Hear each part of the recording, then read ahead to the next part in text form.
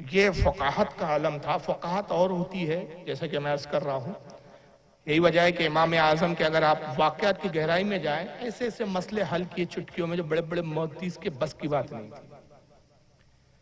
آپ کے زمانے کا بادشاہ منصور بڑا ظالم بادشاہ, اور اسی نے بعد میں آپ کو زہر دے کے شہید کروایا. منصور سرفراہ بادشاہ تھا, اپنی بیوی کے ساتھ بیٹھا ہے, مذاق میں بیوی نے کچھ ایسا جملہ بول دیا جو اس کو برا لگا. غصے میں آیا اور بس غصے میں کہہ دیا کہ مغرب تک سورج غروب ہونے سے پہلے میری حکومت سے نکل جا.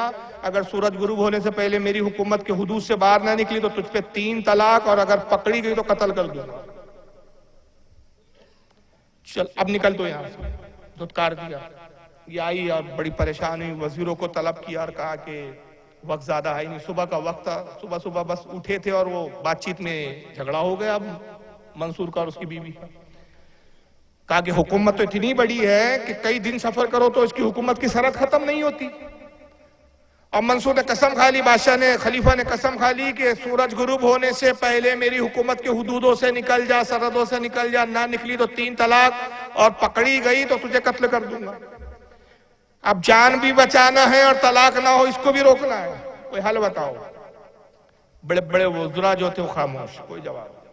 کا بات تو صحیح ہے, اگر تیز رفتار, کتنا ہی تیز رفتار گھوڑا ہو اس پہ بٹھا بھی دیا جائے تو بادشاہ کی حکومت اتنی پھیلی ہوئی ہے کہ تو اس سرحد کو پار نہیں کر سکتی.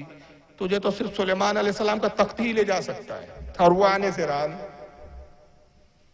تو ایک وزیر نے کہا, وہ امام اعظم ابو حنیفہ رضی اللہ تعالیٰ عنہ کا معتقد ہے, کہا اس مسئلے کا جواب اگر کسی کے پاس ہے تو امام اعظم کے پاس ہے, ان کے پاس جا. ملکہ عالیہ نے پالکی بلائی, امام اعظم کے گھر حاضر ہوتی ہے, سلام عرض کیا, کہا حضور ایسا ایسا مسئلہ ہے اور میں آپ کے پاس آئی ہوں, بس اب آپ سے امید ہے. آپ مسکرائے, کہا فکر مت کرو, نہ طلاق ہوگی نہ قتل کی جاؤں گی. سوچا نہیں, ماتھے پہ ہاتھ نہیں لگایا. عبداللہ ابن مبارک کہتے ہیں آپ کے شاگرد اور امام بخاری کے دادا استاد امام اعظم کے جواب دینے کی صورت کا عالم یہ تھا, دلائل دینے کا عالم یہ تھا کہ اگر ایک لوہے کا کھمبا ہو اور اگر آپ اس کو سونے کا ثابت کرنے آئے تو ایسے دلائل دے کہ لوگ اس کو سونے کا تسلیم کر لیں.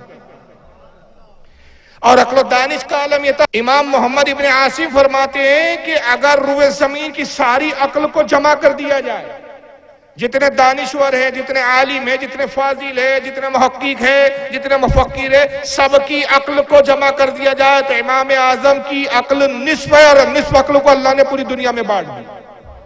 اتنی عقل ہے امام اعظم. فعل بدی جواب آیا, کہا گھبراؤ نہیں, نہ قتل کی جاؤں گی نہ طلاق ہوگی, بیٹھو آرام سے. اپنی بیوی کو بلایا, کہا ملکہ عالیہ کو کھلاؤ پلاؤ, خاطر تواضع کرو, یہ ہماری مہمان ہے. تھوڑی تسلی ہوئی ملکہ عالیہ کو. ظہر کا وقت ہوا, امام اعظم پاسی پہ بازو میں مسجد تھی آپ کی ہی تعمیر کردہ, مسجد میں گئے, نماز پڑھے, نماز پڑھ کے آئے. یہ کہتی حضور وقت ہو گیا, ظہر ہو گئی, حضرت مغرب کا وقت زیادہ نہیں رہا, عصر ہے, اس کے بعد پھر مغرب ہے, سورج غروب ہو گیا, بادشاہ کے سپاہی مجھے تلاش کر رہے ہوں گے, بادشاہ نے اب تک تو اپنے سپاہیوں کو پھیلا دیا ہوں گا کہ ڈھونڈو ملکہ کو. اس نے کہا اگر پکڑی گئی تو قتل کروں گا اور طلاق بھی. تو حضور کچھ کرامت دکھائیں, کرامت سے مجھے غائب کر دیں. آپ نے فرمایا کوئی کرامت کی ضرورت ہے, اطمینان سے آپ کھائیے پیجیے, آرام سے رہیے. عصر کی اذان, آپ پھر گئے مسجد میں, نماز پڑھے, پھر واپس آ گئے. اب ملکہ کا بلڈ پریشر ہائی ہو رہا ہے. بولے حضور اب تک تو آپ کچھ کر ہی نہیں رہے, بس اٹھتے جاتے نماز پڑھتے اور واپس آ جاتے, کچھ کر ہی نہیں رہے, نہ سواری کا انتظام, نہ کوئی کرامت, نہ کوئی طاقت, نہ کوئی دعا, کچھ نہیں, بس ہو جائے گا ہو جائے گا. کب تک تسلی پہ کام چلے گا؟ سرکار کچھ تو کیجئے. کہا میں نے کہا نا میرا وعدہ ہے کہ نہ قتل کی جاؤں گی نہ طلاق. بادشاہ تمہیں خوشی اپنے محل لے جائے گا اور عزت کے ساتھ رکھے. اب مغرب کا وقت قریب آئے, اب بیگم دوڑتے ہیں, حضور مغرب کا وقت قریب ہے, بس سورج غروب ہونا چاہتا ہے. آپ نے اپنے غلام کو آواز دی, ادھر آؤ. راجہ کے سپاہی ڈھونڈ رہے ہوں گے خلیفہ کے, ان کو جا کے کہنا کہ ملکہ جو ہے نعمان ابن ثابت کے گھر میں چھپی ہوئی ہے.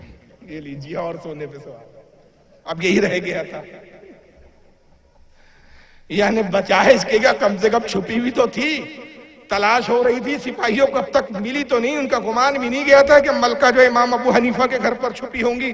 اب خود ہی خبر دلوا رہے اور رونے لگی. کہا حضور آپ نے تو میرے ساتھ غداری کی, آپ تو کہہ رہے تھے وعدہ ہے کہ نہ قتل کی جاؤں گی نہ طلاق ہوں گی، اور آپ خود ہی مخبری کر رہے ہیں. کہا میں نے وعدہ کیا ہے، ابو حنیفہ کا وعدہ پکا ہے، گھبرا مت. کہا جاؤ بادشاہ تک خبر جانی چاہیے. غلام پہنچا، اس نے چند سپاہی تلاش کر رہے تھے، پوچھا کہ آپ ملکہ کو ڈھونڈ رہے ہو؟ کہاں. جاؤ اپنے بادشاہ کو خبر دو، خلیفہ کو خبر دو، وہ ہمارے آقا ابو حنیفہ کے گھر چھپی ہے. بادشاہ کو خبر لی تو بڑے جلال میں آیا. اب اتنے غصے آئے کہ ابو حنیفہ نے پڑھا دیے، ابو حنیفہ کو بھی سزا دوں. غلام سے کہا کہ دیکھ جب بادشاہ کو آتے ہوئے دیکھے تو فوراً مجھے آواز دیں. دروازے پہ کھڑا کر دیا. مجھ سے دیکھا دور سے بس بادشاہ آ رہا تھا. کہا حضور بادشاہ نظر آ رہا ہے. آپ نے کہا بلکہ عالیہ برقع پہنی ہے، فوراً چلیے میرے ساتھ. برقع پہنایا، بازو میں ہی مسجد تھی، مسجد میں لا کے بٹھا دیا. کہا بیٹھ جائیے. بادشاہ آیا، کہاں ہے ملکہ؟ کہا مسجد میں. کہا اس کو قتل کرو، اور اس کی اب تو طلاق بھی ہو گئی، قتل کرو. کہا بادشاہ تو اس کو قتل نہیں کر سکتا، اور طلاق بھی نہیں. کہا وہ کیسے؟ کہا اپنی قسم کو دوہرا. تو نے قسم کھا کے کہا کہ اگر تو غروب ہونے سے، سورج غروب ہونے سے پہلے میری سرحد سے نہیں گئی تو قتل بھی کروں گا، طلاق بھی واقع ہوں گی. اب تو یہ بتا کہ جس جگہ یہ بیٹھی، کیا یہ تیری حکومتوں کی سرحدوں میں آتا ہے؟ یہ تیری حکومت ہے؟ یہ تو اللہ کا گھر ہے، یہاں اللہ کی حکومت ہے. اگر تو دعویٰ کرتا ہے تو منکر ہے خدا. بس بادشاہ نے جیسی سنا قدموں میں گر گیا. کہا سرکار یہاں میری حکومت ہے، یہ تو اللہ کی حکومتوں میں ہے. کہا جا، نہ طلاق ہوئی نہ اب تو قتل کر سکتا ہے، اپنی بیوی سے راضی ہو جا اور لے جا. کہا خدا کی قسم ہے نعمان، جب تک آپ ہے لوگ اسی طرح فلاح پاتے رہے. ہم کتنا ہی مشکل سے مشکل پیچیدہ مسئلہ کر لے، جب تک آپ ہے وہ مسئلے نہیں. آپ مسئلوں کو یوں حل کر. اور ایک شخص آتا ہے آپ کے پاس بطور امتحان. ذرا آئیں، ذرا ابو حنیفہ کا علم کو دیکھیں بھائی.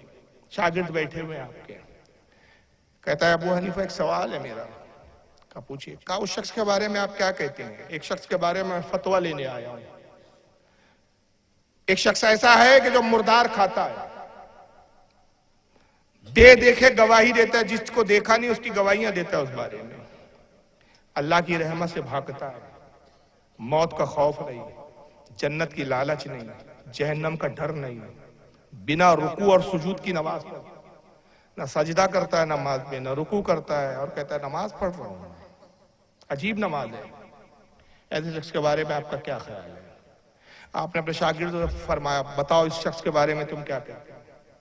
فتنے کو پسند کرتا ہے. یہ بھی ایک چیز تھی، فتنے کو پسند کرتا ہے. بڑی محبت ہے فتنے سے، محبت کرتا ہے فتنے. کہا بتاؤ اس شخص کے بارے میں کیا فتویٰ ہے؟ سب نے بنا غور و فکر کیے ایک زبان ہو کے کہا حضور ایسا شخص بدترین کافر ہے، بن دیکھے گواہی دیتا ہے، اللہ کا خوف نہیں جس کو، جہنم کا ڈر نہیں ہے، جنت کی لالچ نہیں، مردار کھاتا ہے، بنا رکوع سجود کی نماز پڑھتا ہے، اللہ کی رحمت سے بھاگتا ہے. یہ تو انتہائی بدترین شخص ہے حضور، مسلمان مومن نہیں. آپ مسکرائے. کہا یہ تو اللہ کا بہت بڑا ولی ہے. جاؤ فتویٰ یہ کہ اللہ کا ولی ہے. اس نے کہا حضور کیسے ولی ہے، ذرا سمجھائے. کہا سنو، بن دیکھے جو گواہی دیتا ہے وہ رب تبارک و تعالیٰ ہے. رب کو دیکھا نہیں، گواہی دیتا ہے اشہد ان لا الہ الا اللہ، گواہی دیتا ہوں میں کہ اللہ ہے، جبکہ حالانکہ رب کو دیکھا نہیں. مردار جو کھاتا ہے وہ مچھلی ہے کہ اس کو ذبح کرتا ہی نہیں، مری بھی لاتا ہے، مری بھی کھا لیتا ہے. مردار وہ ہے. بنا رکوع اور سجود کی جو نماز پڑھتا ہے وہ نماز جنازہ ہے. جب بھی کسی محلے میں کسی کی میت ہوتی جنازہ کبھی نہیں چھوڑتا، اور جنازے میں نہ رکوع کرتا ہے نہ سجود کرتا ہے، نماز جنازہ پڑھتا ہے. اور فتنے کو پسند کرتا ہے. قرآن نے اولاد کو فتنہ کہا، اولاد سے بڑی محبت کرتا ہے. اور رہا یہ کہ اللہ کی رحمت سے بھاگتا ہے. وہ بارش اللہ کی رحمت ہے، بارش ہوتی ہے، بارش میں بھیگتا نہیں ہے، بھاگ جاتا ہے. بارش میں بھیگتا نہیں ہے، اللہ کی رحمت ہے بارش. جہنم کا خوف نہیں، اس لیے کہ اللہ کو غفور و رحیم جانتا ہے. یہ گمان رکھتا ہے کہ اللہ اس کو جنتی عطا کرے. اور جنت کی لالچ اس لیے نہیں کہ دیدار خدا کا متلاشی ہے، جنت کی لالچ نہیں رکھتا. اور خوف الہی اس لیے نہیں کہ وہ کہتا ہے مولا جب تجھ پر ایمان لایا، تجھ پر اور تیرے رسول پر ایمان ہے تو یقیناً تیری رحمت جو ہے وہ غضب پر غالب ہے، تو بخشش ہی فرمانے والا. اس بنیاد پہ وہ رب سے ڈرتا نہیں. یہ تو اللہ کا ولی ہے. اس نے کہا ابو حنیفہ آپ نے سچ کہا ہے، یقیناً آپ وقت کے امام ہیں.